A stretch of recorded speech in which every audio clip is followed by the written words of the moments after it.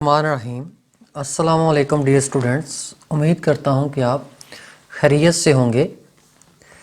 आज जो हमने टॉपिक डिस्कस करना है वो टॉपिक है ways of energy transfer and work done. ये टॉपिक जो है ये मैं आपको बता देता हूँ। ये टॉपिक हमने चैप्टर नंबर 7 से लिया है और ये हमारे पास जो है ये लेक्चर 3 है। अगर आप मेरे प्रीवियस लेक्चर्स को देखना चाहते हैं तो आप यूट्यूब चैनल को विज़िट करें और वहाँ पे आपको थर्मोकेमिस्ट्री के बाकी लेक्चर्स भी जो हैं वो मिल जाएंगे। तो सबसे पहले हम देखते हैं कि जो वेज ऑफ एनर्जी होते हैं वो कौन कौन से हैं। तो उसके लिए सबसे पहले हम डिफ़ाइन कर लेते हैं कि हमारे पास जो एनर्जी होती है वो क्या होती है।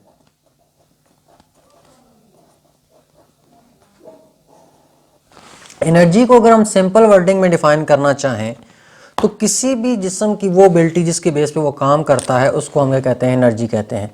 यानी कि ability of body to do work, body की वो एबिलिटी जिसकी बेस पे वो काम करता है, इसको हम कहते हैं, उसको हम कहते हैं एनर्जी। अब देखें, एनर्जी को ट्रांसफ़र करने के लिए हमारे पास जो है वो डिफरेंट वेज होते हैं। ठीक है, वो जो वेज हैं वो कौन कौन से हैं उनको हम देखते हैं कि वो किन वेज से जो है जो एनर्जी है वो हमारे पास ट्रांसफ़र हो सकती है। देखें, हमारे पास बेसिकली जो वेज हैं एनर्जी को ट्रांसफ़र करने के वो हमारे पास हैं दो। ठीक है, पहला वे कौन सा है? पहला वे है हमारे पास हीट और दूसरा वे कौन सा है? दूसरा वे है वर्क। दो तरह से हम क्या कर सकते हैं, हीट को ट्रांसफ़र कर सकते हैं। आप देखिए, अगर मैं यहाँ पे हीट को डिफाइन करूँ तो हीट को मैं कैसे डिफाइन कर सकता हूँ। देखें, एनर्जी की वो मिकदार जो एक बॉडी से दूसरी बॉडी में ट्रांसफ़र होती है, यानी कि quantity of heat that flows across the body,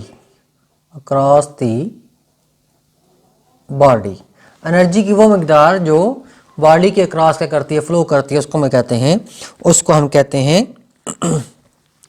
heat. ठीक है, अब दूसरी जो हमारे पास चीज़ वर्क है, क्या है? वर्क देखें, वर्क को अगर हम डिफाइन करें, यानी कि अगर हम किसी चीज़ पे फोर्स को अप्लाई करें और वो क्या करे, डिस्प्लेसमेंट को कवर कर जाए, तो हम क्या कहते हैं कि उसके ऊपर वर्क, वो उसने क्या किया है, उसके ऊपर काम हुआ है।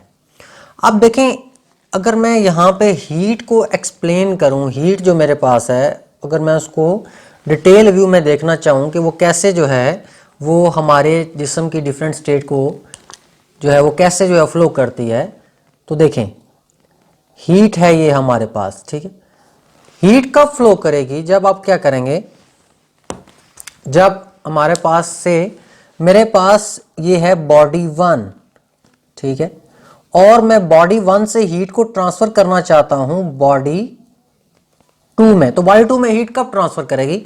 अगर मेरे पास ये बॉडी 1 है और मैं बॉडी 1 से बॉडी 2 में हीट को ट्रांसफर करना चाहता हूं, तो उसके लिए मुझे क्या करना पड़ेगा?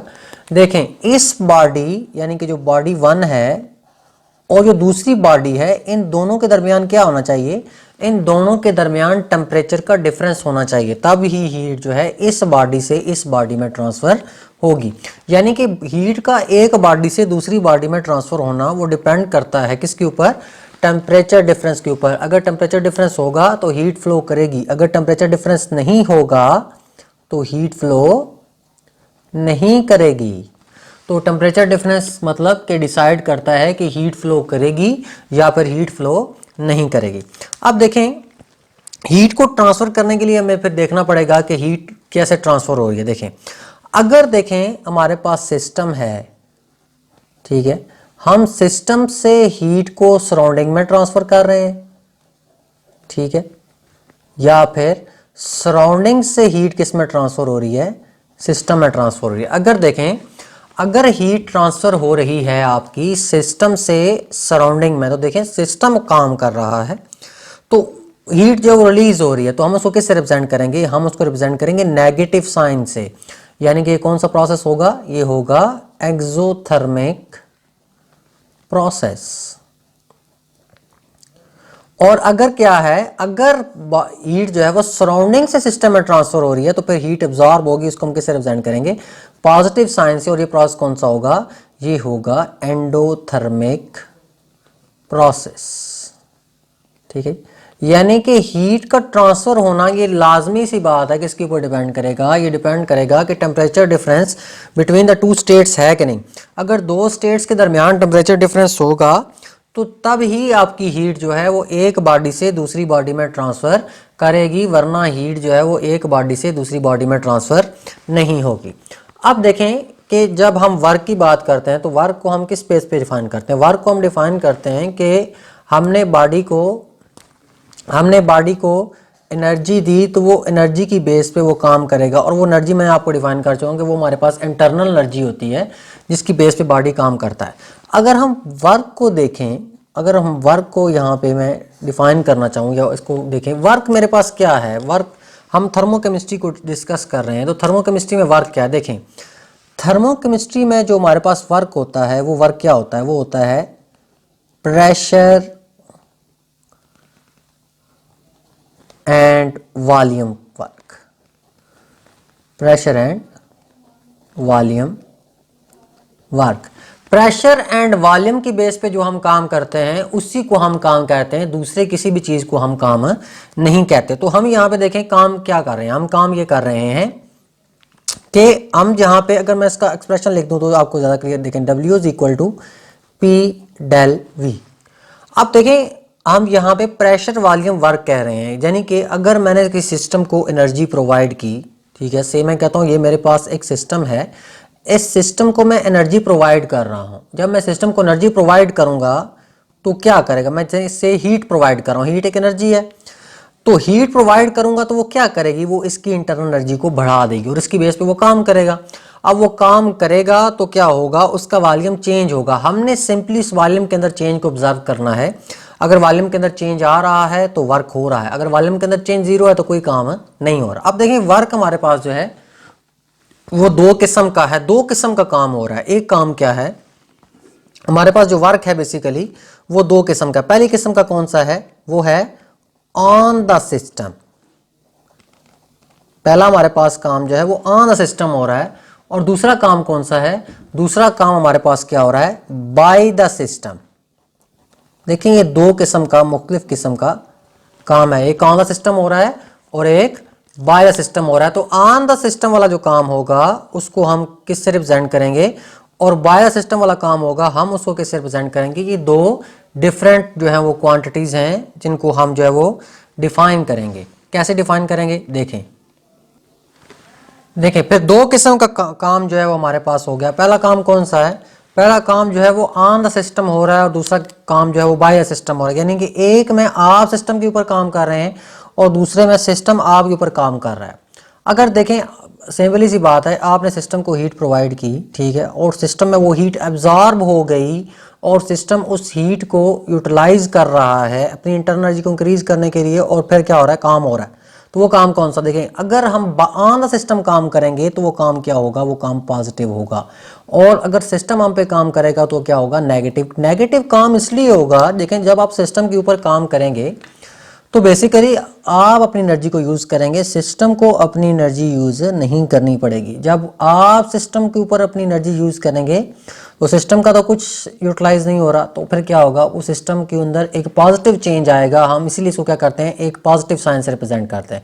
और जब सिस्टम आपके ऊपर काम कर रहा है तो सिस्टम बेसिकली अपनी एनर्जी को यूज़ कर रहा है, आप अपनी एनर्जी को यूज़ नहीं कर रहे। जब आप अपनी एनर्जी को यूज़ नहीं कर रहे तो ये कौन सा काम है, ये एक नेगेटिव वर्क है, क्योंकि इसमें सिस्टम की एनर्जी यूटिलाइज हो रही है, आपकी एनर्जी यूटिलाइज। तो ये कन्वेंशनली जब भी आप काम को देखेंगे और वो काम क्या होगा, वो काम जो है वो एक बॉडी से हीट जो है वो दूसरी बॉडी में ट्रांसफ़र हो रही है, तो हमें देखना पड़ेगा कि बॉडी में हीट वो अब्सॉर्ब हो रही है या फिर बॉडी में वो हीट इवॉल्व हो रही है। एब्जॉर्ब और इवॉल्व होने का जो तल्लक है वो डायरेक्टली या इनडायरेक्टली सिस्टम के साथ, काम के साथ है। अगर सिस्टम में वो हीट एब्जॉर्ब हो जाएगी तो सिस्टम की वो इंटरनल एनर्जी को बढ़ा देगी और सिस्टम उससे आसानी के साथ काम कर लेगा। लेकिन अगर सिस्टम अपनी एनर्जी को यूज़ करेगा तो फिर उसके अंदर एक नेगेटिव चेंज आएगा और उसकी बेस पे जो काम होगा वो क्या होगा, वो नेगेटिव वर्क होगा।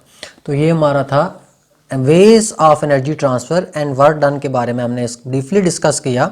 अब हम इसी कंसेप्ट को अगले लेक्चर में यूज़ करेंगे for first law of thermodynamics, और उसमें हम देखेंगे इसकी जो दो एप्लीकेशन है। जब हम उसको कांस्टेंट प्रेशर के ऊपर हीट सप्लाई करते हैं तो क्या होता है, और जब हम उसको कांस्टेंट वॉल्यूम के ऊपर हीट सप्लाई करते हैं तो क्या होता है। बिस्मिल्लाहिर्रहमानिर्रहीम।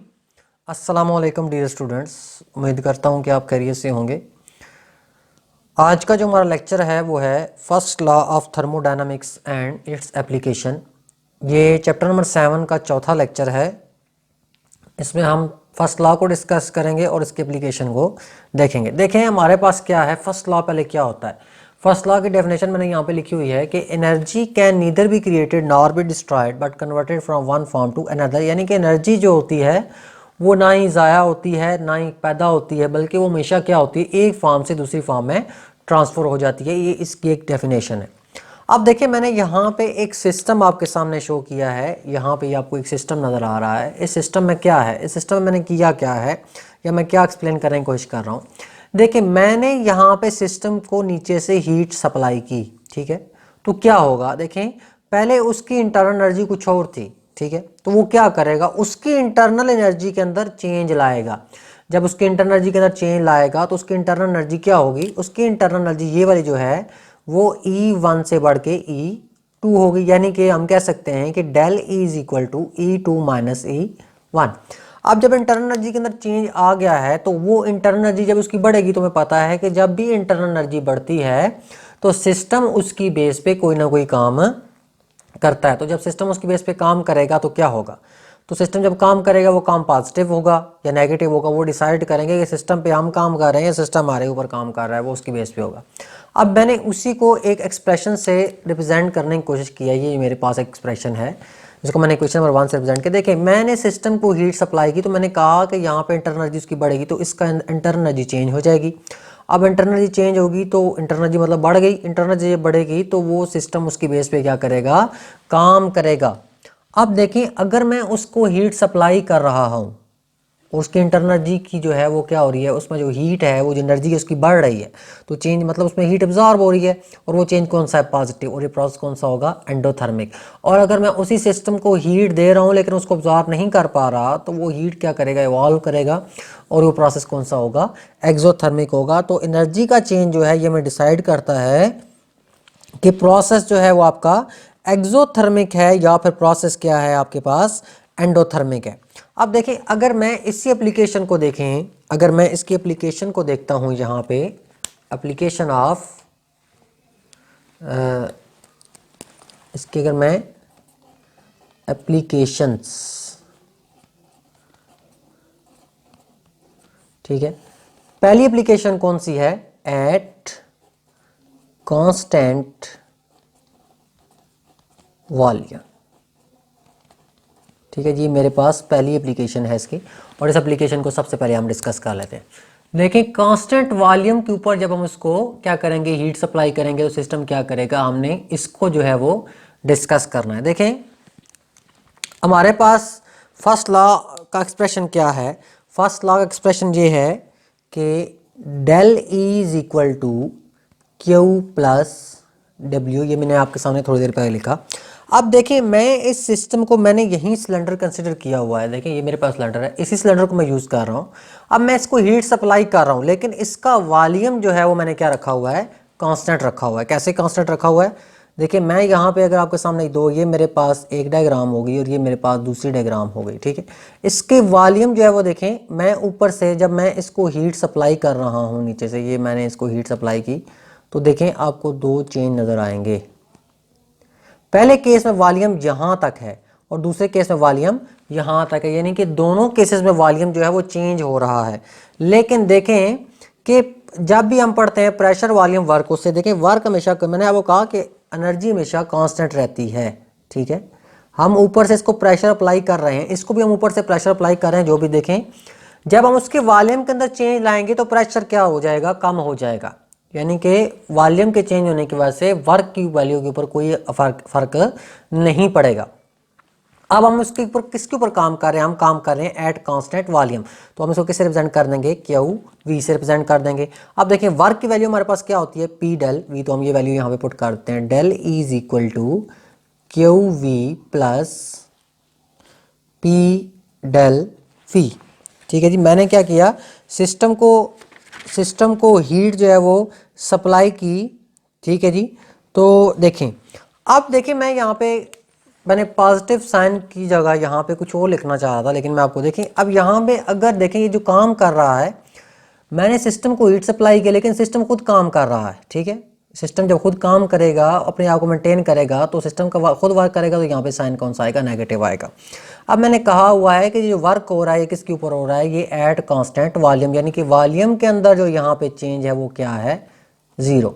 तो फिर क्या बन जाएगा, del is equal to Q V, यानी कि कांस्टेंट वॉल्यूम के ऊपर जो भी आप उसको एनर्जी सप्लाई करेंगे वो क्या करेगा, सिर्फ और सिर्फ उसकी इंटरनल एनर्जी को इंक्रीज करेगा, और उस केस में सिस्टम के ऊपर कोई काम भी नहीं होगा, और जो ओनली चीज़ वहाँ पे चेंज होगी वो क्या होगा, वो सिस्टम की इंटरनल एनर्जी होगी, और उस इंटरनल एनर्जी की बेस पे क्या होगा, उसकी इंटरनल एनर्जी E1 से E1 होगा, और सिस्टम जो है वो कोई काम, क्योंकि देखें वॉल्यूम चेंज नहीं हो रहा, वॉल्यूम या प्रेशर में से कोई भी अगर एक चीज़ चेंज नहीं होगी तो सिस्टम कोई काम नहीं करेगा।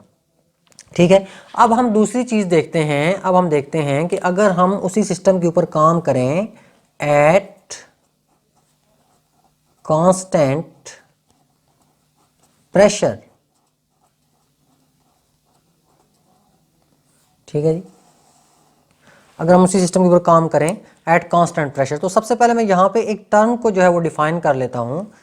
मेरे पास क्या है, डेल एच, जिसको हम एंथैल्पी भी कहते हैं। देखिए एंथैल्पी क्या होती है, एंथैल्पी होती है टोटल हीट कंटेंट। ठीक है, यानी कि सिस्टम के अंदर जो भी हीट या तो एब्जॉर्ब होगी या फिर इवॉल्व होगी, वो उसकी टोटल एंथैल्पी है। तो इस एंथैल्पी का जो चेंज है उसको हम क्या, जो उस एनर्जी का चेंज है जो उसके अंदर एब्जॉर्ब हो रही है, इवॉल्व हो रही है, उसको हम क्या कहेंगे, उसको हम एंथैल्पी कहेंगे। ठीक है, अब जब मैं क्या करूंगा, किसी सिस्टम को जो है वो क्या करूंगा, ठीक है, और मैं क्या करूंगा, मैं किसी सिस्टम को जो है वो क्या करूंगा, सिस्टम के अंदर हीट जो है एब्जॉर्ब हो रही है, इवॉल्व हो रही है, तो वो क्या करेगी, वो उसकी इंटरनल एनर्जी को बढ़ाएगी। जैसे मेरे पास ये है कि जब मैं किसी चीज़ को हीट देता हूँ, एंथैल्पी देता हूँ, तो वो क्या करेगा, उसकी इंटरनल एनर्जी को बढ़ाएगा और उसकी बेस पे वो काम करेगा। ठीक है, अब देखें जब वो काम करेगा, अब मुझे पता है कि ये जो एंथैल्पी है, ये वाली जो चीज़ है, ये क्या है, मेरे पास स्टेट फंक्शन है। स्टेट फंक्शन यानी कि इनिशियल और फाइनल स्टेट, यानी कि इसके अंदर चेंज आएगा। जब चेंज आएगा तो देखें क्या है, del H is equal to del E plus del into P V. Del का साइन मैंने इसलिए यहाँ पे यूज़ किया है, इसको डेल से इसलिए मल्टीप्लाई किया है क्योंकि यहाँ पे चेंज, डेल जो है वो चेंज को रिप्रेजेंट कर रहा है। देखिए अब चेंज यहाँ पे दो किस्म का है। पहला चेंज कौन सा है, del H is equal to del E plus del P V plus P del V. देखिए दो किस्म का चेंज आपके पास हो गया। पहला चेंज जो है उसमें क्या हो रहा है, वॉल्यूम चेंज हो रहा है, प्रेशर चेंज हो रहा है दूसरे में। अब मैंने कहा हुआ है कि ये काम किसके ऊपर हो रहा है, कांस्टेंट, यानी कि प्रेशर क्या है, 0, यानी कि डेल पी आपके पास 0 है। तो ऊपर वाली इक्वेशन क्या बन जाएगी, del H is equal to del E plus P del V. ठीक है जी, और ये मेरे पास इक्वेशन नंबर क्या होगी, से मैं इसको इक्वेशन नंबर 2 का नाम देता हूँ। तो इक्वेशन नंबर 2 जो है मेरे पास यहाँ पे ये आ गया। अब देखें, अब यहाँ पे हमारे पास क्या है, अब हमारे पास है ये कि हमने जो उसको, अगर मैं कहता हूँ कि ये जो डेल वी है, देखें अगर आप सॉलिड या लिक्विड की बात करते हैं, अगर आपके पास है सॉलिड या फिर लिक्विड, तो सॉलिड और लिक्विड का जो वॉल्यूम चेंज होता है वो तकरीबन नेग्लिजिबल होता है। तो फिर क्या होगा, फिर होगा आपके पास del E is equal to del H, क्योंकि वॉल्यूम की वैल्यू हम यहाँ पे क्या कर देंगे, 0 पुट कर देंगे, यानी कि अगर वॉल्यूम जीरो सॉलिड और लिक्विड के लिए, ये जो सॉलिड, ये मैं जो लिख रहा हूँ ये किसके लिए, ये रिलेशन किसके लिए है, ये रिलेशन जो है जिसको मैं इक्वेशन नंबर 3 का नाम दे रहा हूँ, ये रिलेशन सॉलिड और लिक्विड के लिए, यानी कि सॉलिड्स और लिक्विड के लिए जो इंटरनल एनर्जी चेंज होता है वही उसकी इंथाल्पी की, यानी कि इंथाल्पी के अंदर चेंज आएगा तो उसकी इंटरनल एनर्जी को चेंज करेगा, या इंटरनल एनर्जी के अंदर जो चेंज होगा वो इंथाल्पी चेंज के क्या होगा, इक्वल होगा। अब देखें मैंने यहाँ पे फर्स्ट लॉ ऑफ थर्मोडायनामिक्स को यहाँ पे डिफाइन करना है। यहाँ पे फर्स्ट लॉ ऑफ थर्मोडायनामिक्स मैंने देखें यहाँ पे लिखा हुआ है del H equal to Q plus W. तो देखें del E is equal to Q P plus W, ठीक है। जो डेल ई है उसकी वैल्यू मैंने क्यू पी, जब देखिए वर्क क्या है, वर्क क्या है, वो सिस्टम काम कर रहा है तो सिस्टम काम करेगा तो वर्क क्या होगा, negative. Del E is equal to Q P minus P del V. तो ये वाली जो वैल्यू है इक्वेशन नंबर 4 से आप ये वैल्यू कहाँ पे पुट कर दें, इक्वेशन नंबर 2 में पुट कर दें डेल ई की, तो क्या बनेगा, del H is equal to del E की क्या आएगा, Q P minus P del V plus P del V, minus और प्लस कैंसिल हो गई तो del H is equal to Q P. देखिए आपके सामने दो डिफरेंट रिलेशन जो है यहाँ पे शो हो रहे हैं। पहला रिलेशन जो क्या है, पहले रिलेशन में हमने देखा कि पहले रिलेशन में हमारे पास डेल जो हमने कांस्टेंट वॉल्यूम के ऊपर हीट सप्लाई की और फिर हमने यहाँ पे कांस्टेंट प्रेशर के ऊपर हीट सप्लाई की, दो हमारे पास डिफरेंट रिलेशन आ गए। पहले रिलेशन में जो हमने इसको हीट सप्लाई की है वो किसकी इक्वल है, वो इक्वल है कांस्टेंट हीट, जो हमने इसको हीट सप्लाई के कांस्टेंट वॉल्यूम के ऊपर उसके अंदर इंटरनल एनर्जी चेंज के इक्वल है, और जो हमने इसको कांस्टेंट प्रेशर के ऊपर हीट सप्लाई की है वो उसके अंदर किसके इक्वल है, वो उसकी इंथाल्पी चेंज के इक्वल है। तो अगर हम सिस्टम को कांस्टेंट वॉल्यूम के ऊपर हीट सप्लाई करेंगे तो वो उसकी इंटरनल एनर्जी को बढ़ाएगी, और अगर हम सिस्टम को कांस्टेंट प्रेशर के ऊपर हीट सप्लाई करेंगे तो वो सिस्टम की इंथाल्पी को क्या करेगी, चेंज करेगी। और सॉलिड्स और लिक्विड के लिए हमेशा इंथाल्पी चेंज उसकी इंटरनल एनर्जी चेंज के क्या होता है, इक्वल होता है। तो ये हमारे पास था फर्स्ट लॉ ऑफ थर्मोडायनामिक्स, और इसकी हमने दो एप्लीकेशन डिस्कस की हैं। एक एप्लीकेशन हमने कांस्टेंट वॉल्यूम के ऊपर डिस्कस की है और दूसरी एप्लीकेशन हमने कांस्टेंट प्रेशर के ऊपर डिस्कस किया है। तो उम्मीद है आपको ये बात जो है वो समझ आ गई होगी। तो अगर आपको बात समझ आ गई हो तो आप जो है उस वीडियो को लाइक करें और शेयर करें, चैनल को सब्सक्राइब करना ना भूलें ताकि हमारी जो लेटेस्ट वीडियोज़ हैं वो आपको मिलती रहें। और उसके साथ साथ जो अगर आपका कोई भी क्वेश्चन हो तो आप कमेंट सेक्शन में कमेंट करके पूछ सकते हैं, आपका जवाब जो है वो लाजमी दिया जाएगा, ताकि आपके जो कॉन्सेप्ट्स हैं वो अच्छी तरह से क्या हो जाएं, डेवलप हो जाएं। तो आइंदा आने वाली वीडियो तक के लिए आपसे इजाज़त चाहता हूँ।